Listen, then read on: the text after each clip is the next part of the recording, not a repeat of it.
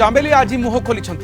Jail रे सुरक्षित थांती किंतु एबे फंदा झुलुछि बोली चामेली खोद तांको प्रतिक्रिया रे कहिसंती एवं निजको असुरक्षित बणी करथुबा बारंबार से कहउछंती एवं गुहारी करिसंती जे तांकर सुरक्षा कड़ा रखा जाऊ कारण कौनसी मुहूर्त रे मध्य किछि भी होई पारे भाई अच्छी जेल रे से अच्छंती बाहर किंतु कौनसी प्रकार सुरक्षा तांको पई वर्तमान सुधा फलप्रद नुहे कौनसी मुहूर्त रे मध्य किछि भी होई पारे बोली कहउछंती चामेली केन्द्रापड़ा महाकालपड़ा तिखिरी पंचायतर सरपंचक सहित केमिति होउछि राजनीतिक आक्रोश केमिति आरंभ होइतिला विवाद से बाबद रे बे मुह खोलिबा आरंभ करछंती मेडिकल रु चामेली को जेल हाजत को पठाइबा संगे संगे पुणी मेडिकल अणा जिबा घटना सारा राज्य रे चहल सृष्टि करिबा परे दिल्ली रे मध्य पहुंचलाने एबे चर्चा जोर धरिछि मुख्यमंत्री को ठारू आरंभ करी प्रधानमंत्री को पर्यंत चामेली चिट्ठी लिखिछंती अभियोग करिछंती न्याय मागिछंती मध्य किंतु कौन कहते चामेली खुद शुणु सहित अधिक आलोचना कर केन्द्रापड़ा रिपोर्टर सरोज परिडा। बहुचर्चित केन्द्रापड़ा महाकालपड़ा तिखिरी पंचायत जी थिले महिला सरपंच भाइराल होते पचारि बुझा किभली रही आपको पुलिस नेला से दिन कौन गाड़ी भितर घटना घटला पुलिस जो महिला 3 जन थे मत जबरदस्ती हाथ को धरिकी गाड़ी भितर बसैकी मो लेफ्ट साइड रे 2 जन राइट साइड रे जन बसले मो मोबाइल छड़ा चेष्टा कले मोबाइल न दबार गाड़ी भितर मत बहुत मारी मो छाती भी प्राइवेट पार्ट रे मारी पिठी रे मारी आ सब हाथ गोड़ इंजर्ड थिला तापरे पुणी मेडिकल आसिले मेडिकल रु पुणी जेल गले पुणी जेल रु मेडिकल आसिले वर्तमान कोन केमती से गति कर थाना रे जते बोले जाई कि मो पहुंचथिली पाखापाखि समय तो मन नाही कारण मो पाखे मोबाइल भी नथिला मोर सेतबेले पिठी और छाती पेन स्टार्ट हेतिला छातीटा जोर पेन हेतिला जेतबेले मो हॉस्पिटल को जाइथिली सेठु मते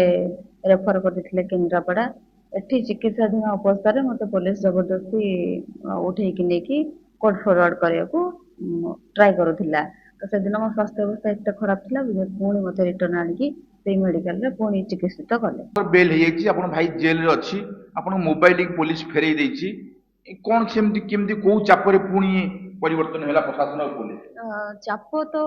नुह एटा कोड ना कोडी हम भाई भणी को ऊपर जुलुम करा जाइछि बिना कारण रे हम मोर मोनार भी केस मिछडरे मो भाई वर्तमान जेल रे 7 दिन हेलानी बसिछि बिना कारण रे आ एठी मोबाइल फेरिया कथा सेटा हमर काम हम मोबाइल हम रखि परिबेनी तो नियम अनुसार सेटा हमको रिटर्न करिछन्ते समान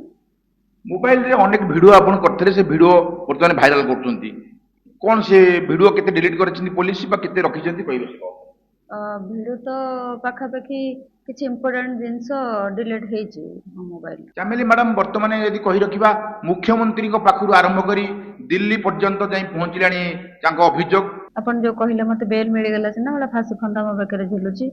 मुझे जेल रे थांती अवश्य मो सुरक्षित थांती कारण बाहर मो पाखे चलिया मो पाखे कष्टकर कारण जो माने मुख्य अभियुक्त माने मते धमक चमक देथिले एते गंडगोळ करथिले से माने बाहर बुलचंती तो जे पर्यंत से माने